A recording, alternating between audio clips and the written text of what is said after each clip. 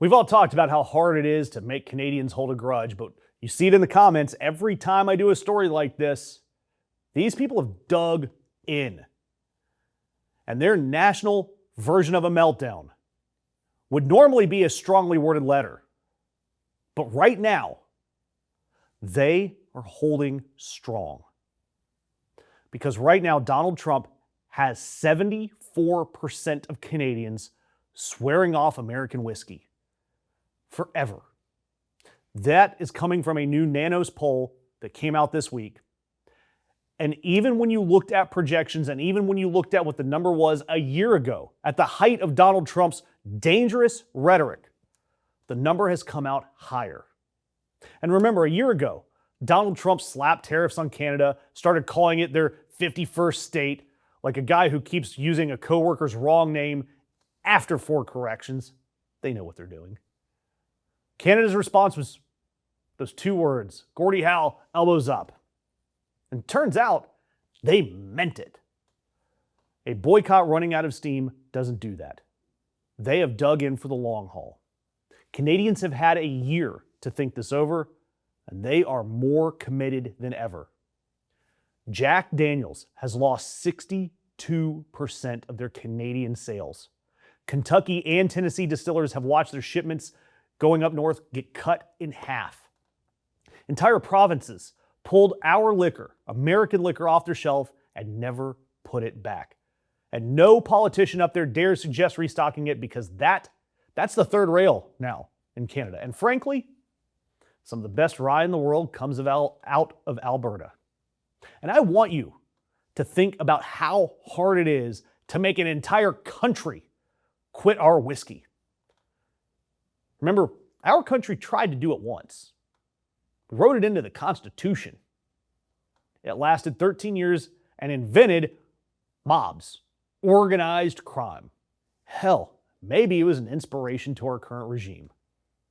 But right now, Canada is doing it voluntarily, out of spite. And by every measure, they're doing way better and enjoying themselves. And like I've mentioned before, it's not just the booze. Cross-border trips still running about 20% below where they were before any of this started. They've booed our anthem in the arenas. There was a literal on-ice brawl between our countries at tournaments. Canada has fought us at hockey. And look, we fight all the time in hockey, but this time it was personal. Because hockey, to Canadians, it's their church. This is like somebody picking a fist fight with America at a monster truck rally. When it happens there, you know it's personal. And really, if that's our culture, God, I will choose Canadian culture all day. And look, this is not a few people just skipping the bourbon. This is an entire country that has completely rewired how they shop and how they treat our country, and they have zero intention of going back. And I have to ask, I've usually asked these questions to the Canadians, but I want to ask our Americans here. What does it say about the actual cost of a trade war when that country, Canada, is still holding us accountable a full year later? And they've decided they're fine with that. They are like that ex-girlfriend who keeps getting hotter and rubbing it in your face. Let me know what you think about that in the comments. And you want to talk about the market correcting itself? I want to remind you, this isn't something that was organized. There's no boycott committee, no hashtag campaign. This is an entire country that says, we're done. One liquor store trip at a time. And they all remember exactly who started this. But remember, there's something here that should worry all of us.